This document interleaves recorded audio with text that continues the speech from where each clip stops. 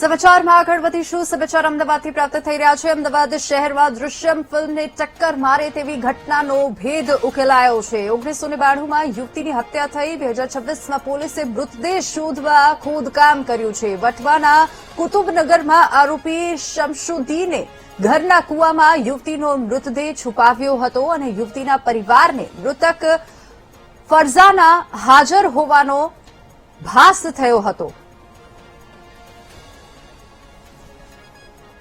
1992 હત્યા કેસનો ભેદ ક્રાઇમ બ્રાન્ચે ઉકેલી કાઢ્યો છે। આપણી સાથે પીઆઈ જેબેલા સાહેબ છે, તેમની સાથે જ વાત કરીશું। સર, ખાસ તો 1992નો કેસ, આખો કેસ શું હતો અને કેવી રીતના આ કડીઓ મળી? અમને એવી બાતમી મળી હતી કે 32 વર્ષ પહેલા અહીંયા એક લાશને દફનાવેલી છે।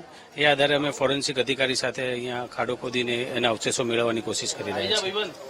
સાહેબ, શું અવશેષો મળ્યા અને હાલ કેસ શું હતો, શું બાતમી હતી? હાલ ઘણા અવશેષો મળી રહેલ છે અને એ અવશેષો ડીએનએ પછી ખ્યાલ આવશે કે આ માનવ અવશેષ છે કે બીજા કોઈ અવશેષ છે। મૃતદેહ કોનો હતો?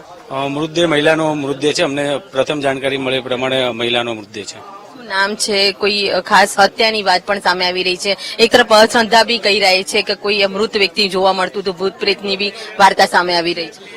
હા, એવી વાતો સામે આવી છે અને તપાસનો વિષય છે કે કોનું નામ હતું, શું નામ હતું। ડીએનએ પછી ખ્યાલ આવશે કે ઓળખ થશે કે શું હતું, પછી ખ્યાલ આવશે કે આ મર્ડર છે કે શું છે।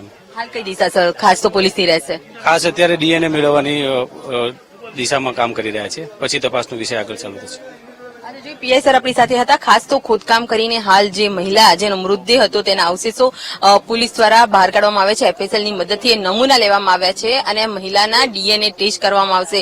સૌથી મહત્વની બાબત છે કે આ મહિલાની હત્યાની જે વાત સામે આવી રહી હતી તેની હત્યા છે કે અન્ય કોઈ કારણ છે તેની પણ તપાસ કરવામાં આવશે। પરંતુ જે પ્રકારે અંધશ્રદ્ધાને લઈને જે વાતો સામે આવી રહી છે, હાલ તો ક્રાઇમ બ્રાન્ચની ટીમ એ દિશામાં પણ તપાસ કરી રહી છે અને હાલ આ મહિલા કોણ હતી અને તેની પાછળ અન્ય કયા વ્યક્તિઓ સંડોવાયેલા છે તે મામલે પણ તપાસ કરવામાં આવી રહી છે।